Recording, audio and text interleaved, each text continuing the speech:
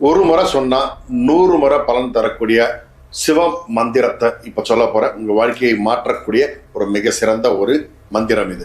ஓம் ஸ்ரீ சோமநாதீஸ்வராய நமக. ஓம் ஸ்ரீ மல்லிகார்ஜுனேஸ்வராய நமக. ஓம் ஸ்ரீ மகாகாலேஸ்வராய நமக. ஓம் ஸ்ரீ ஓங்காரம் மலேஸ்வராய நமக. ஓம் ஸ்ரீ வைத்திய பீம சங்கரேஸ்வராய நமக. ஓம் ஸ்ரீ ராமேஸ்வராய நமக. ஓம் ஸ்ரீ நாகேஸ்வராய நமக. ஓம் ஸ்ரீ விஸ்வேஸ்வராய நமக. ஓம் ஸ்ரீ திரம்பகேஸ்வராய நமக.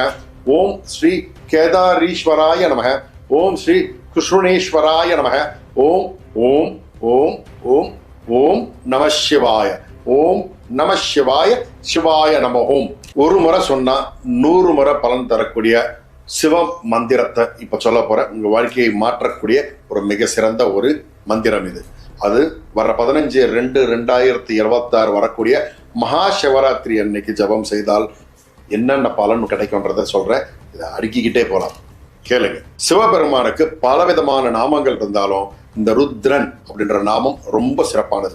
ருத்ரன்னா எல்லாருமே என்ன நினைச்சிட்டு இருக்காங்கன்னா, சிவன் ஆக்ரோஷமானவர், குத்திடுவாரு, கொன்னுடுவாரு, அவர் அழிப்பார் அப்படின்னு நினைச்சிருக்காங்க. அப்படி கிடையாது. அதுக்கு அர்த்தம் பல விஷயங்கள் இருக்கு. இந்த ருத்ர சுரூபமான சிவன் துன்பத்தையும் தீமைகளையும் அழிச்சு நன்மைகளை வழங்கக்கூடியவர். இதுதான் ருத்ரனுடைய அர்த்தம். ஓகேவா? பொதுவாகவே எந்த ஒரு மந்திரம்னாலும் எடுத்துக்கங்களேன்.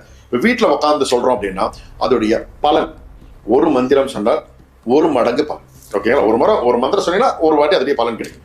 பசுமாட்டு தொழுவம் இருக்கு இல்லையா? அந்த பசுமாட்டு தொழுவத்துல உட்காந்துட்டு ஒரு மந்திரத்தை சொன்னீங்கன்னா 100 மடங்கு பலன் கிடைக்கும். ஓகேங்களா? அதே போல 4 குளம் அப்படி நீர்நிலைகள்ல உட்காந்துட்டு நீங்க மந்திர உச்சாரணம் செஞ்சா 1000 மடங்கு பலன் கிடைக்கும்.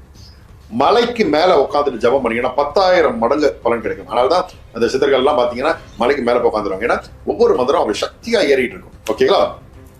அதே போல கோவில்கள், நல்ல பழங்காலத்து கோவில்கள் உட்காந்து பாராயணம் செஞ்சா ஒவ்வொரு மந்திரம் 1,00,000 மடங்கு அப்படியே சக்தியை கொடுக்கும்.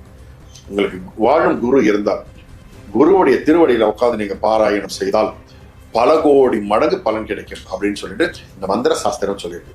அப்போ இந்த ருத்ர மந்திரம் சாதாரணமா ஒரு மந்திரத்துக்கு இவ்வளவு பலன் கிடைக்குன்னா, இந்த சிவராத்திரி அன்னைக்கு இந்த சிவ மந்திரத்தை சொன்னால் பல கோடி மடங்கு அதோடைய பலன் கிடைக்குமா. இப்ப நான் ருத்ர மந்திரம் சொல்றதுக்கு முன்னாடி சிவனுடைய சில நாம மந்திரங்களை சொல்றேன். இதை நோட் பண்ணிக்கிட்டு இதை முதல்ல சொல்லுங்க. ஓகேங்களா?